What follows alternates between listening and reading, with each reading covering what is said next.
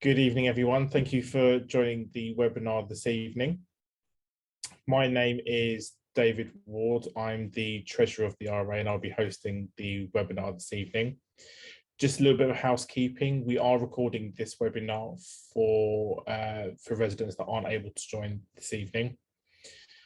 We are running this in Q&A webinar format. So if you do have any questions that you would like to ask James, you can raise your hand if you want to talk to James, to raise your to ask your question personally, or you can use the Q&A button at the bottom of your screen to ask your question. We'll start by going over to James, who's going to provide some updates about what's been going on in the state over the last couple of months, and then we will hand it over to you, the residents, to ask your questions. So, James, I would like to hand over to you. Thank you, David, and it's great to see the RA and residents joining once again for this latest Q&A. Really looking forward to answering your questions, whether they be already submitted, I don't know what they are, or whether you want to ask any tonight. Just want to give a very brief update in terms of some of the things that have been going on, certainly in the last few weeks on the estate. I think the first thing I want to just bring people's attention to is the launch of the Lancaster West Community Fund. So this is a community fund based on social value contribution from Carson Architects, who are the architects, the lead design team for Hurstway, Testerton and Barrendon Walk. And they have kindly contributed £50,000 towards a fund to be used for projects that primarily benefit the lives of Lancaster West residents. So in a statewide fund, we have co-designed the criteria and the themes with dozens of residents in recent months. And our Residents Association are also on the panel, along with myself, Carson's, in terms of deciding who the projects will be that we will be funding. The proposed projects, you've got about a month if you're interested in terms of putting forward project proposals. You can get all the details either at Baseline Studios or on the We Are W11 app or website, and also through our Instagram channel.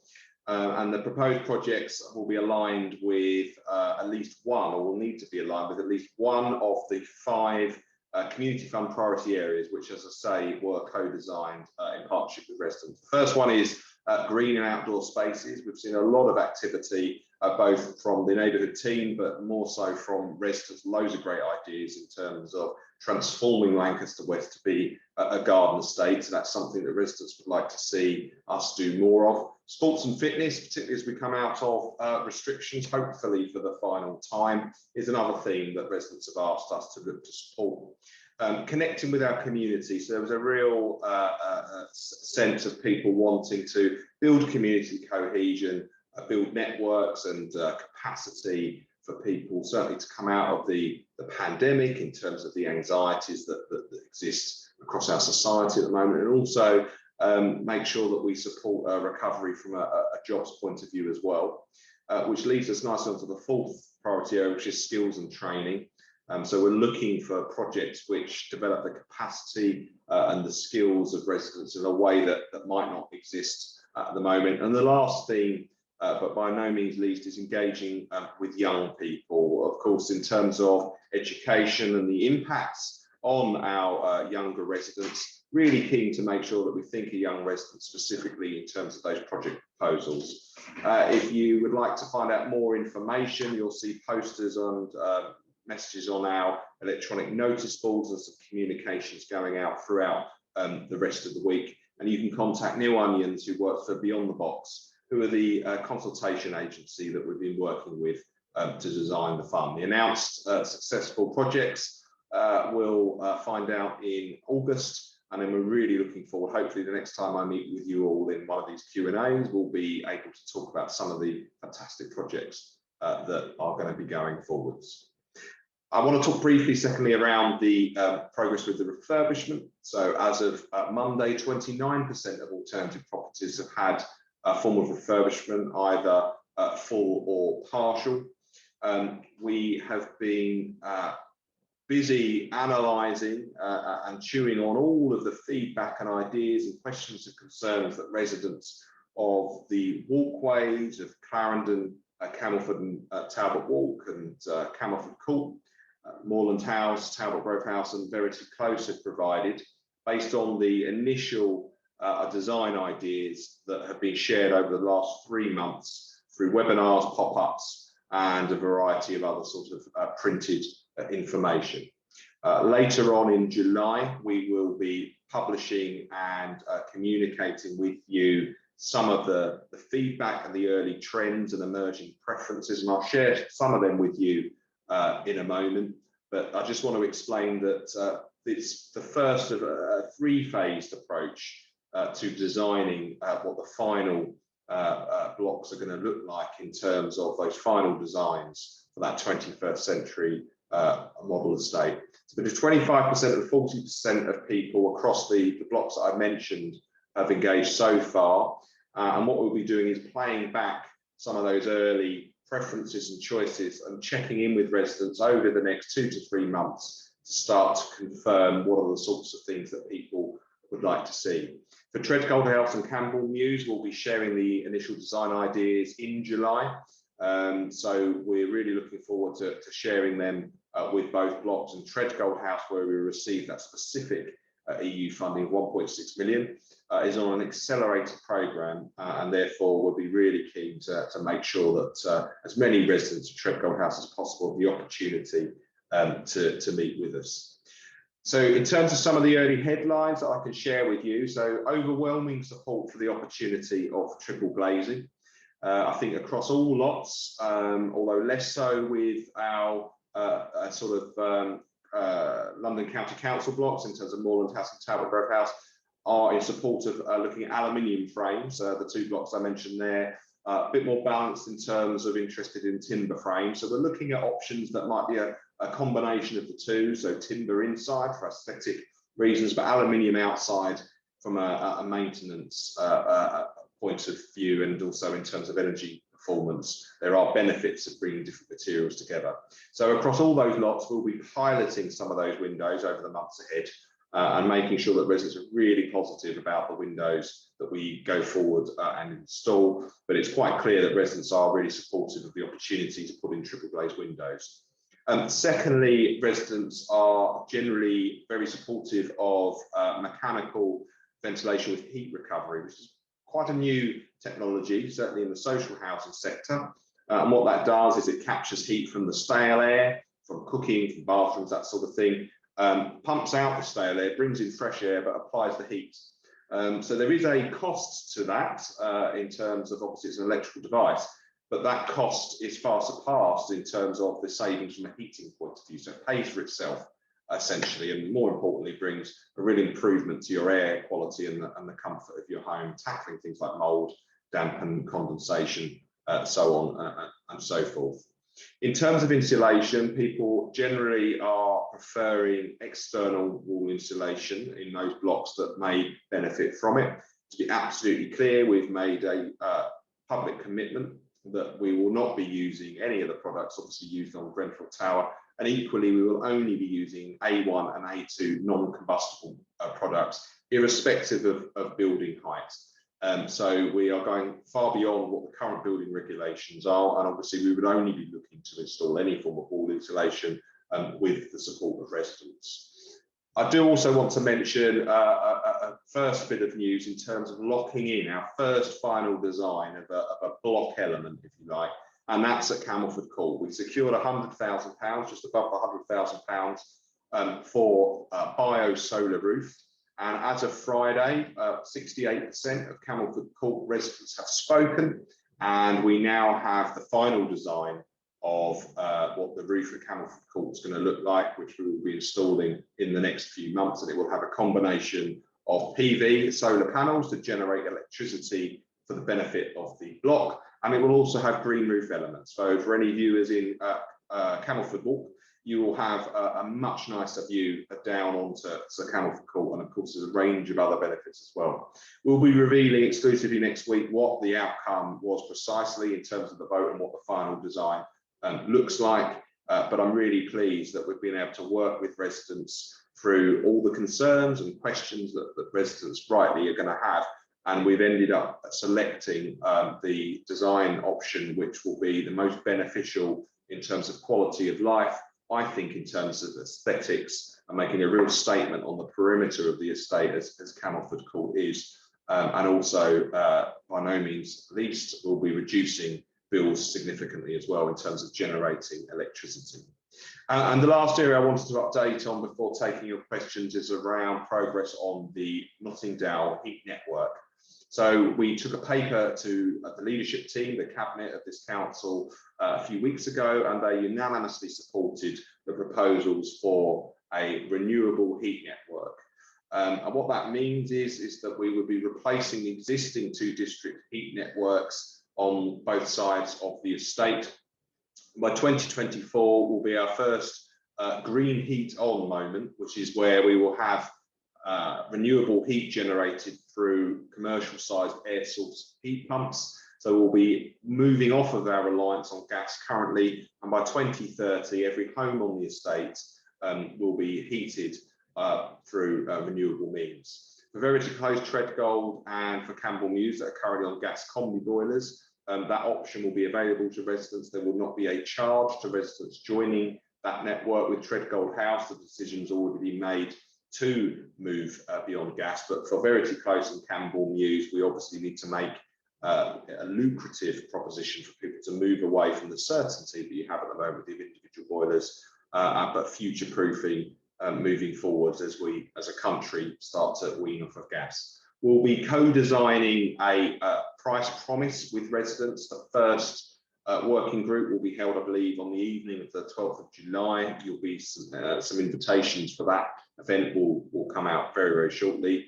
And what we'll be doing as part of that is looking at the price controls and caps that we might not need to put in place to ensure that people aren't in fuel poverty, to ensure that we move, as we're required by building regulations now to move to individual meters, that we aren't putting people in a position where financially they're unable to afford to heat their home. But it's quite clear in terms of the level of improvement to the energy performance of your homes through things like triple glazing and so on will substantially reduce your heat demand.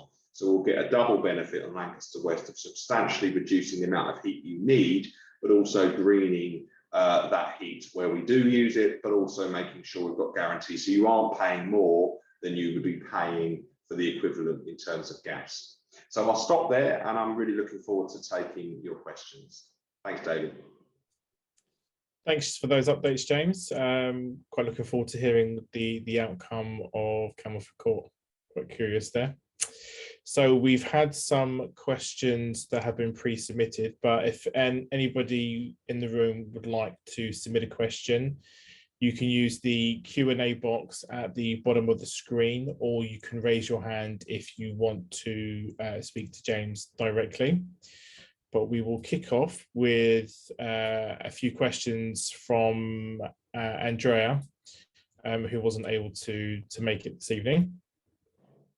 Replacement of bin chutes that were declared unfit for purpose. These are causing problems with noise, vibration and blockages that cause a fire hazard. I suppose there's no real question there, it's more of a comment. Yeah, so certainly following the Grenfell tragedy, and then in terms of Moreland and Talbot Grove House following 2 bin chute fires, we as a council replaced the existing hoppers that we're talking about more than the chute, so the bit you actually touch and put your bags into. So they were replaced at the time with the available certified fire resistance hoppers that were available on the market. Now, bluntly, they're a lot smaller. They are heavier because they're designed to self-close. That's part of their fire resisting properties. But we know that residents have complained in every single block about them. So there's 2 bits to this. So I think longer term, we'll be having a discussion around what sort of waste and recycling facilities people would like to see. We're having conversations about things like lifts in some of the blocks as well, and there'll be all sorts of discussions around, you know, what would we want to use the refurbishment as an opportunity to think holistically around, you know, waste and recycling of the future. We've been piloting the food waste bins over on the walkways, which has been inundated with the level of take up on that front. So there's a longer term discussion, but in the shorter term, we have very recently piloted a new hopper in Clarendon Walk, which is bespoke. It's been fire certified, so it addresses the immediate concern, which was understandable, and I still think the right decision, although I appreciate why it was so unpopular to make all the bin chutes as safe as they could be. So with the new hoppers that have been designed and certified, they are slightly larger. They're not as large as the ones that probably people are used to back in the day, but we have, so Louise Graham, my assistant neighbourhood director, has met with a couple of block reps to look at that, and we are looking to roll that trial out to more blocks. So I don't want to overpromise at this stage, because obviously all the different blocks have different size hoppers and chutes and all the rest of it, and we are somewhat limited in terms of fire safety regulations. But we are looking to address this issue as far as we possibly can in a much shorter period than waiting for the longer term waste and recycling issue. So, you know, I thank Andrew for that feedback, and it's something we're absolutely aware of, something we're live to and working on. And I'm hoping in the next few weeks we'll be able to work with more block reps in terms of rolling out those trial hoppers. Perfect, thank you, James. The next set of questions are around the internal refurbishment. Regarding the internal refurb works, can we get assurances that the force used with power tools is not damaging the fabric of old buildings? We have cracks, pieces of falling bricks, pointing and cement falling off the building, while Kangol, hammer drills, etc. are being used. Okay. Yes, so we have, well, literally every single building has been not maintained. I think, you know, residents know that. You don't need me to tell you that. And as a result, there are a lot of latent issues in terms of cracks, pointing that needs replacing. But yeah, I mean, in terms of the work that we are doing, there is not any, there's only been one instance, which is where we've been over a knock through in the walkways, of where we have been interfacing with the structure of the building, so knocking through concrete slab. In pretty much every other building, there hasn't been any major work to the structure of buildings. Any reconfiguration of properties, like some people want open plan kitchens and all that sort of thing, it's been non-load bearing walls. It's basically plasterboard and frames that have been removed. So there's two aspects to this. So in terms of the structural damage, there isn't anything that we're doing at the moment where that would be a concern. We are, however, doing structural surveys at the moment, and we've done a lot, and we're working with residents who are kindly letting us in to make sure that we've got a good understanding in terms of the structure of the building. And the other issue I'd say is around noise and disturbance, and our respite offer is something which we will be ramping up significantly in the weeks and months ahead. Nordine Farmi, our new head of community development, engagement and partnerships, has joined. He's now in his 4th week, and that is his priority, as it is of his team, is to work with residents to make sure that our respite offer is much, much broader than it is at the moment. We have had a number of people move through the refurbishment decant scheme. We have temporary welfare flats available. We've got our garden spaces, our volunteering offer, and we've now got at the front of the baseline a co-working environment where people come and work for free refreshments, super fast broadband, and all the rest of it. So I suppose there's two elements to that. I mean, from a safety point of view, we undertake, risk assessments and method statements for all the internal refurbishment we do. There is, other than the exception that I named earlier, there is no structural sort of interaction taking place as part of the internal refurbishment. And please be assured that prior to doing any stuff around things like wall insulation, window replacement, roof replacement, significant numbers of structural surveys, excuse me, will be undertaken prior to any work. And that's something we can share with residents for their assurance, if that's helpful. Perfect, thank you, James. I suppose if there are any issues in particular, they should contact the neighbourhood team. Yeah, absolutely. Or myself, I'm more than happy for people to drop me an email if they've got concerns. But absolutely, any of the team are here to help and provide reassurance. I understand, where those anxieties would come from. Thank you. Timescales on the internal refurb are very long, 3 to 4 months in empty properties. This means completing with residents in situ will be longer. Although I think I've read somewhere that those timescales have actually come down quite a bit. They have come down significantly, and I think in terms of, it's the right dilemma to be raising. So it'll be very much in terms of internal refurbishment, there will be choice for the resident. So what we can't do is sort of say we can do, for obvious reasons, a full refurbishment quicker than we would be doing in terms of an empty property, or a void, as we call it in the housing trade. So for our empty homes, we are getting significantly quicker. So it was only at the beginning of this year, we got under 100 days. I think the fastest now is 55 days for a full refurbishment of the studio. So we are doing a lot of process reviews and improvements in terms of the way that we work, so things are a lot slicker. And that's partly with an eye on the way that we can't, when people are living around us, wait a day because somebody's forgotten to order the right parts and all the rest of it. But in terms of in situ refurbishment, where people are living in their home and we're refurbishing, if you like, around them, absolutely, we'll talk to them around the scale of the works. If people say to us, I'm quite happy with my 10-year-old kitchen, I'm not interested, then we're not going to force that on them. So there's a degree of choice residents have. We're scaling up that respite offer, and we're also focusing in terms of making things as quick as possible. But we don't want to go as quick as possible for the sake of it, because one of the ways of going quick as possible, especially for builders, is you start very early, you finish very late, which means you end up with noisy works and complaints and all that sort of thing.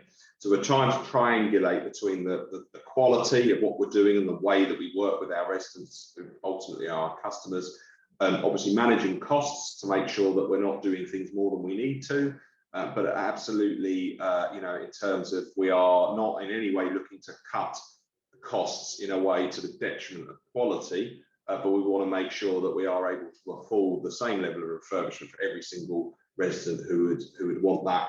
And then the last sort of edge of that triangle, if you like, is around the time it takes. And all those things are things that we monitor, and they are things which I think will significantly improve. And we've been piloting in terms of a block, in terms of Moorland House. That's helped us learn how important respite is. But a much higher demand than we thought in terms of people wanting to move to ready-made refurbished homes. We've also had some pilot refurbishments where we've explicitly said to people bluntly, we need to learn how this goes. And the feedback that we've had from those residents has been absolutely invaluable. And largely things went a lot more smoothly than we expected, but absolutely we've captured lots and lots of learning that will hopefully mean that we will improve dramatically in the months ahead. Thank you. What is an alternative use of funds if residents choose not to have internal refurb due to inconvenience? So there is a pot of refurbishment funding. So as of the 1st of April, due to all the fantastic fundraising efforts of primarily the Residents Association working with us as a neighbourhood team and a number of residents locally, we had £110 million, if you like, in the estate bank account, if you want to look at it in that way. What we aren't doing is offering up a budget to individual households to invest as they see. We want to make sure that we benefit as many residents as much as possible, not just now, but for future generations, and ensure that we never again see Lancaster West in the state of disrepair that it certainly has been. From what residents tell me for years, and I've seen myself, since I've been working here with you all for the last 3 years, and I hope you agree that things are slowly but surely improving. But what I would say is there are significant things. So even if someone didn't want the disturbance of an internal refurbishment, there are improvements like triple glazed windows. There are things like mechanical ventilation, heat recovery, solar PV, garden spaces, waste refuse, lifts. so that we will be investing in a range of things. So absolutely, we do have a sense of an individual budget purely for helping us making sure that we can afford everything that we offer to residents. But it wouldn't be the case of someone saying, I don't want any internal refurbishment, could you spend the money on X, Y, and Z instead? But to be clear, every resident who wants to have full refurbishment will be able to benefit from that. Thank you, James. There's some concerns around subcontractor conduct and the conduct of the hyper optic installers, breaches of quiet work times, when new teams are arriving without briefing, locking the gates behind them, smoking, shouting next to windows, and basically not putting things back as they're found. I had a conversation with Sharon about this as part of the repairs and refurb subcommittee, and she advised that any report they get of any behavior like this, they address it immediately with those subcontractors and make those across, and not just that particular subcontractor, they will do it across all subcontractors so that they are all aware. That's right. Yeah. So we're looking to do as much of the work as we can in-house. So we've seen that with our repair service. 90% of the jobs now are done in-house, and it is often now contractors, sadly, who occasionally let us down. But when they let us down, it affects you guys, whether that's a heat and hot water outage or someone starting at 7 o'clock or working on a Saturday when they shouldn't be. We've gone through some procurement in which residents have been involved, and we've now got 3 contractors who we're really confident can deliver to the quality. They themselves will occasionally sub out things like labouring and plastering and things like that. But we have got an induction video, we've got an induction pack. We're translating both documents so that for people who English is the first language, they're really clear.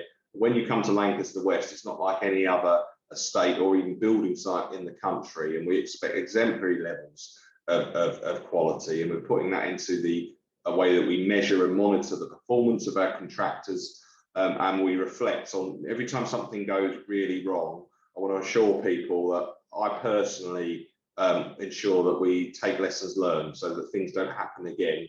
I think that given the scale of the ambition and what we're doing and everything that you guys have been through, it's inevitable that sometimes things are going to get wrong, or we're going to cause anxiety and stress and disruption and all the rest of it.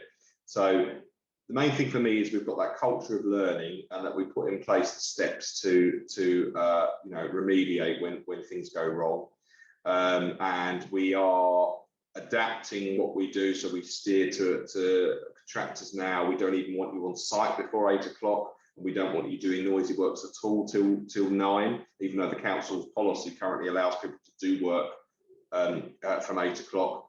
So there are lots of things we're doing. We're making it easier for people to report to us. We've got 3 resident liaison officers now who deal with noise.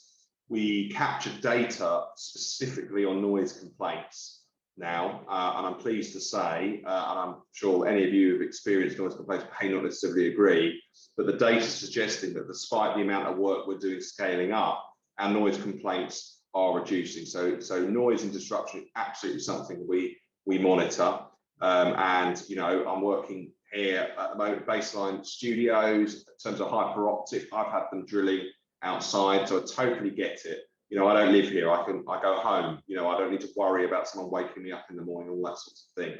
And we've used learning from things like the fibre optic broadband install, to the extent that the community fibre installation has come after.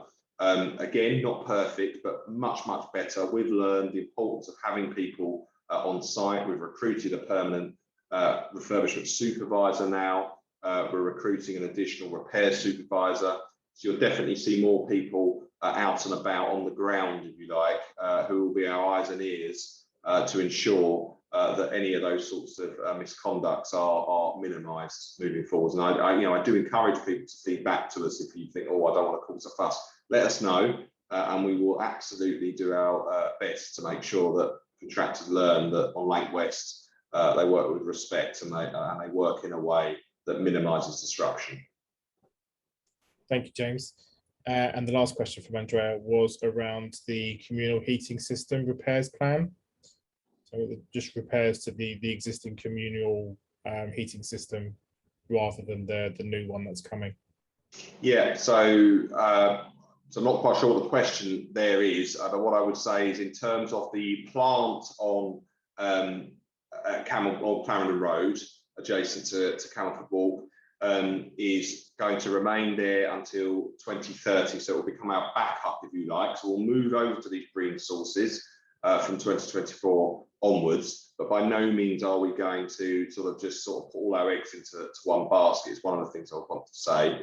Over 20% of tenanted properties now, and even some leaseholders who will obviously be responsible for the heating supply for, have had new plumbing put in and new unvented cylinders to provide some resilience. We still continue to have various outages, and that's due to what we call the secondary network. So the piping, not inside the properties, but around blocks underneath the ground, in the case of Talbot Grove House, where Andrea's sending in her questions from. And so what we continue to do is look to try and improve in a piecemeal way at the same time as working on those long-term issues. Heating and hot water is not something you can say to somebody, come back in 3 years on. So we are improving as we go, certainly through the internal refurbishment, and ultimately we are moving ahead with the heat network as fast as we possibly can.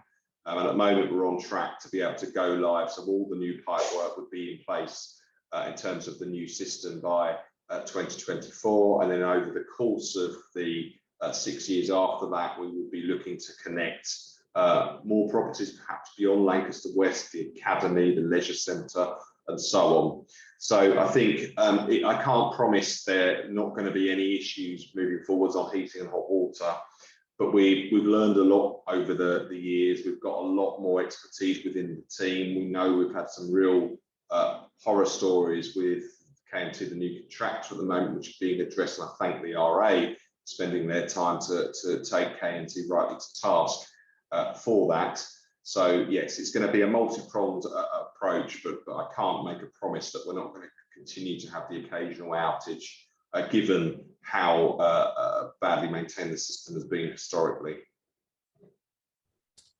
Perfect, thank you, James. We've got a question from Magda. I'm a leaseholder who lives on Upper Camelford Walk. Are we going to be offered an internal refurbishment, as there is going to be a cost? If so, how much, and when can we opt for this? Second question, are we going to get a lift? And if so, when will the work commence? Yeah, so two great questions there, Magda. So in terms of the internal refurbishment, what we're looking to do, because of course we have a legal obligation to make sure that our tenants are living in homes of a sufficient standard in terms of their kitchens and bathrooms. What we absolutely want to be able to do, and it's probably something we'll be able to offer in 2022 at some point, is allow leaseholders to buy in to our supply chain, if you like. So use our economy of scale, our contracts, if you like, and the fact that we've negotiated prices that would be much cheaper than you would get, from the high street in terms of kitchens and bathrooms. You'll have some assurance as well that we've vetted the contractors. They've got the government's Trustmark standard. They've been inducted and they know how to work and respect, where they're working, as we were discussing earlier on in the webinar.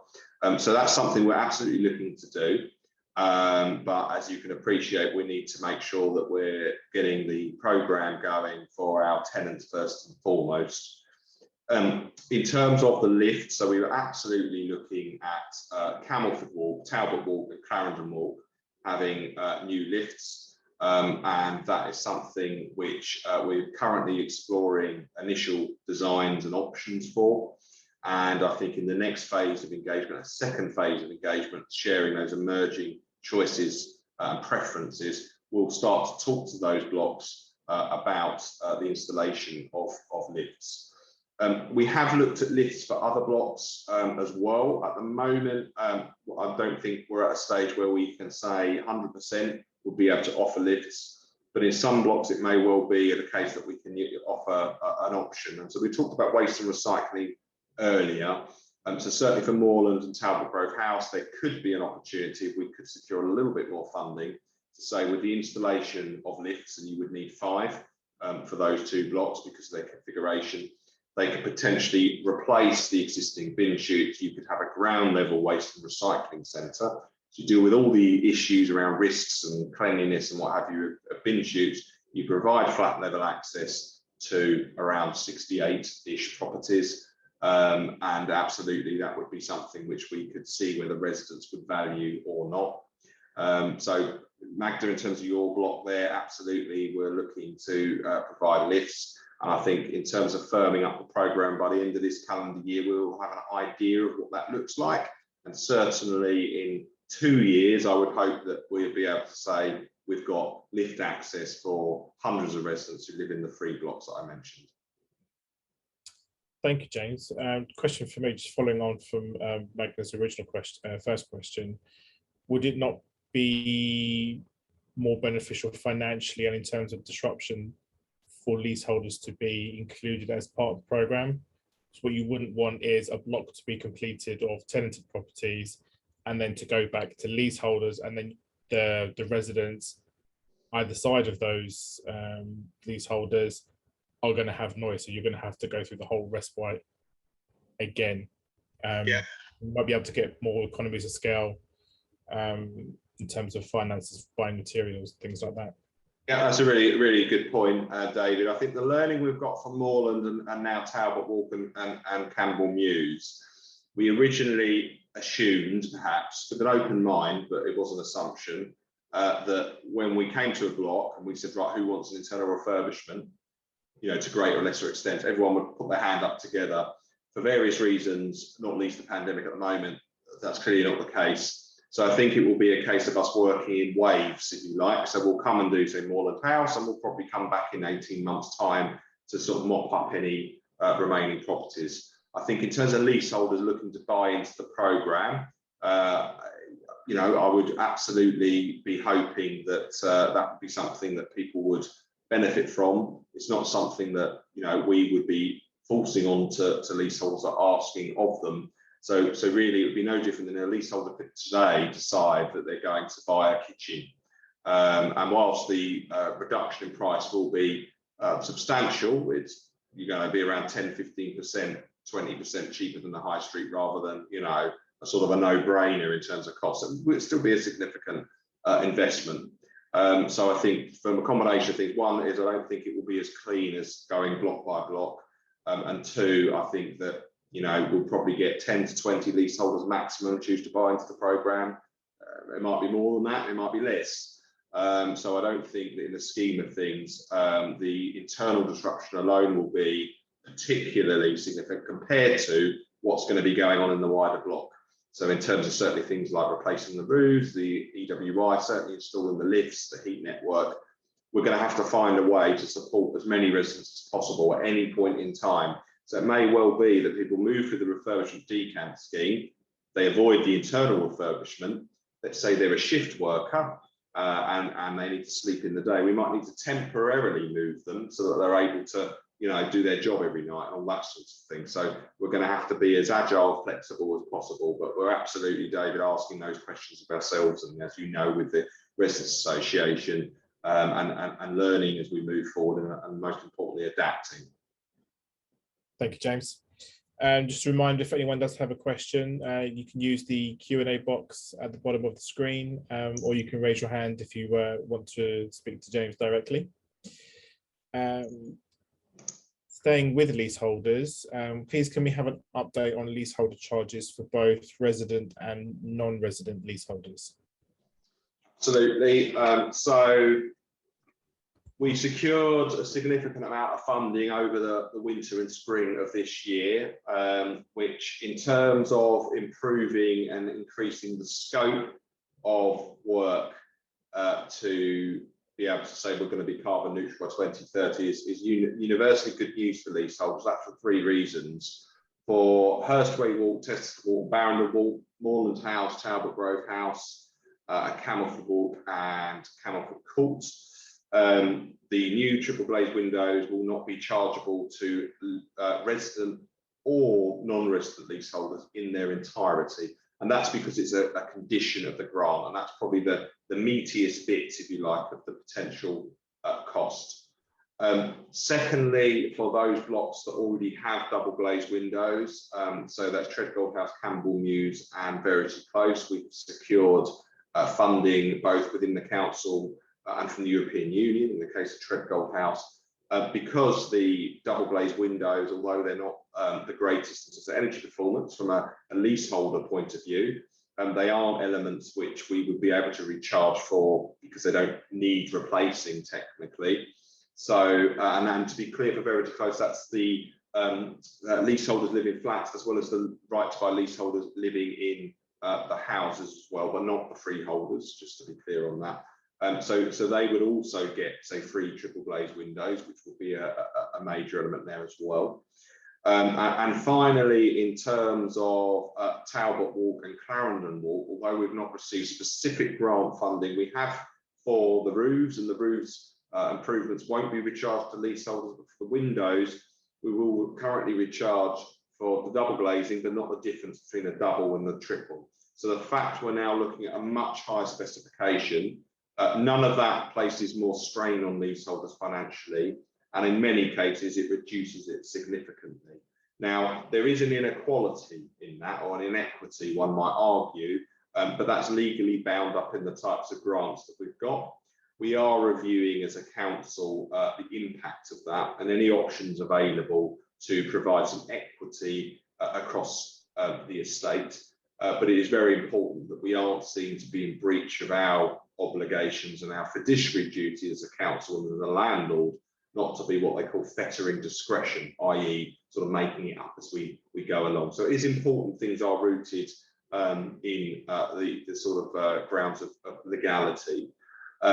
Now, the other thing I would say is we still have those discounts applied where for council contributions there will be a 20% discount, and we've also got the £15,000 cap over 5 years for all resident leaseholders. So I realise as I was explaining this, it's quite a complex web of issues, but there will be a range, whatever their final charges would be, there will be a range of repayment mechanisms. And you know, as a leaseholder myself, I would say that the leaseholders on Lancaster West will get a very fair and good offer in terms of the improvement in the quality of your home, the asset value for non-resident leaseholders, and probably the rent that you can market it at for any non-resident leaseholders watching. But most importantly, for our resident leaseholders who live here, a significant improvement in the quality of home and a long-term investment as the area recovers and the future of the tower is decided. Absolutely, I think that there are a lot of positives here, but I recognise the anxiety, and we will continue to look at and work with leaseholders to make sure that no resident is in any way financially stretched as a result of the investment that we're proposing. Thank you, James. Just going to bring in David O'Connell, the Vice Chair. He has a couple of questions. Go ahead, David. Evening, everyone, and thank you, James, for all of those updates. I'm glad we're getting plenty of participation in these Q&As. I think they're a really nice way to keep residents updated on what's going on the estate. And two things I wanted to ask about, James. I know there's some works on the substation in the car park by Verity there. I just wondered if you could give us any updates on how the works are progressing there, and maybe some on the works on the Illisbrooker Centre for the nursery. Absolutely, thanks, David. Yeah, two good questions. So in terms of the substation, for those who might not be aware, there is an electricity substation that provides power to around 100 homes, primarily in the Walkways 300s at the moment, and formerly the Tower and Grenfell. And it also provides power to some of the site operations as well. For reasons to do with the integrity of maintaining safe working practices and the work that's required to keep the tower structurally sound and monitor it, The substation adjacent to Grenfell Tower needs to be moved. A number of locations were proposed. Nearly all the other locations were what I would call, on estate land, in a way that, residents would feel we're losing green space, or that's very close to us, and so on and so forth. So the location we found is between the Academy and the leisure centre, and adjacent to an existing substation, but it is very close to Verity Close, as you say, David. We've engaged extremely constructively, I think it's fair to say, with a number of block reps for Verity Close and the Resident Association to address concerns around sound, radiation, and also the aesthetic. So it's going to blend in with the existing walls. So it won't stand out like a sore thumb. It will have a green roof. In terms of the sound, there will be no audible change for the adjacent residents of Verity Close in terms of the impact it's going to have. We've also secured some investment alongside that green space, which is a bit neglected opposite KAA, so adjacent to Verity Close, and also some improvement will take place as well for the communal garden in the flatted blocks adjacent as well. And I think that's due to the hard and excellent negotiation, as always, from the Residents Association committee. In terms of timescales, we're awaiting a final programme, but it's looking likely in sort of mid to late July. There will be start of some works there. As a result, it will require some cabling to be run either underneath or around the memorial wall. Lancaster Green will go through there, and that'll be an opportunity to remediate that area where everybody, including myself, walks across at the moment. So there will be some improvement opportunities there, and crucially, it means that we can keep the power on for our residents. It's a substation that benefits us. And as we look to things like the heat network and moving away from gas, we need to make sure that we've got fit for purpose substation. So that's something we're waiting a final programme, and we'll obviously communicate with Verity Close residents as soon as we have that. And we have been communicating already, pre-planning and after planning, with those adjacent residents. In terms of the Elis Booker Centre, so Grenfell Nursery is going to be permanently housed in the Elis Booker Centre.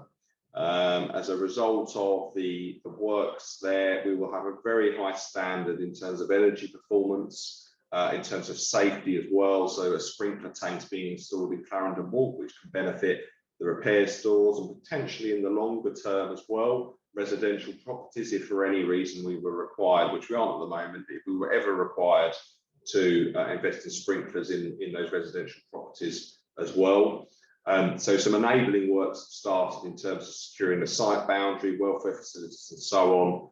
And we are following a couple of meetings with the Residents Association, currently working on communication to all affected residents, and also a respite offer, because there will be a couple of weeks of, we were talking about sort of structural works earlier, there will be a couple of weeks where there will be concrete breaking works in the basement of Clarendon Walk. Now, that will be largely underneath the Elis Booker Centre, but given the nature of concrete works, it may well travel. So I've been very clear with my colleagues that we need to make sure that an upfront respite offer is there, rather than waiting for it to happen. And then we're all running around after, trying to sort of find places for people to rest and work and study and all the rest of it. We are in agreement that as a result of the works, we will have investment in 2 playgrounds on the estate, following negotiation again from the Residents Association. That will be adjacent to Talbot Grove House and over here in terms of between Hurstway and Teston Walk. So in the months ahead, we can start to work with residents in terms of redesigning, investing, and potentially expanding those areas as well. So it's looking that we should have all the work complete in Grenfell Nursery probably by the end of January, at which time we will have hopefully a really nice and community focused asset, which is a permanent home for Grenfell Nursery, which obviously employs people who live on the estate, and also more importantly provides childcare for people who live and grow up on the estate. So we're really pleased that we found an accommodation. But as we alluded to earlier, it's really important we work with residents as a council to make sure that any impacts are minimised and any disruption is also taken into account proactively.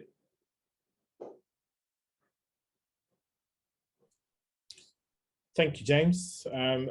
They're all the questions that have been submitted. Oh, we've got one that's just come in from Anna. Will we have also some outdoor gym?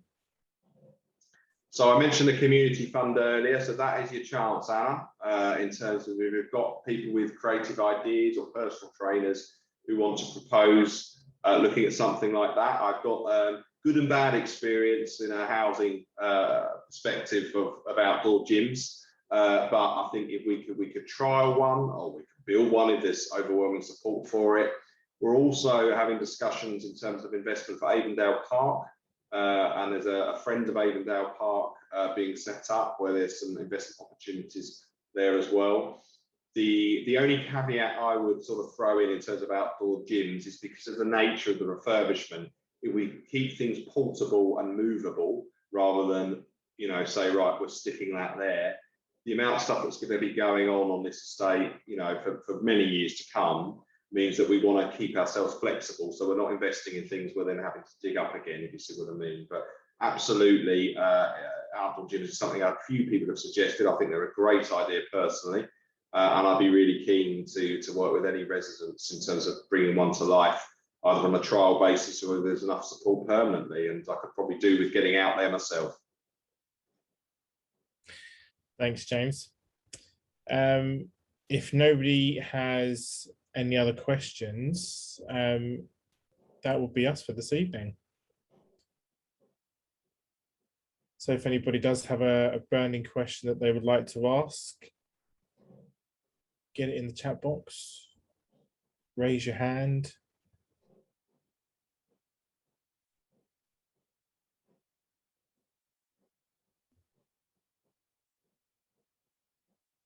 Nope. There's no further questions, so I think we'll wrap up for this evening. Thank you for your time, James, and thank you to the residents for joining. As I said before, we will be posting this video on our YouTube channel, so we'll be communicating out the link to everybody to once that's been uploaded. Once again, thank you all. Have a good evening. See you again soon. Thanks, everyone. Cheers. Bye.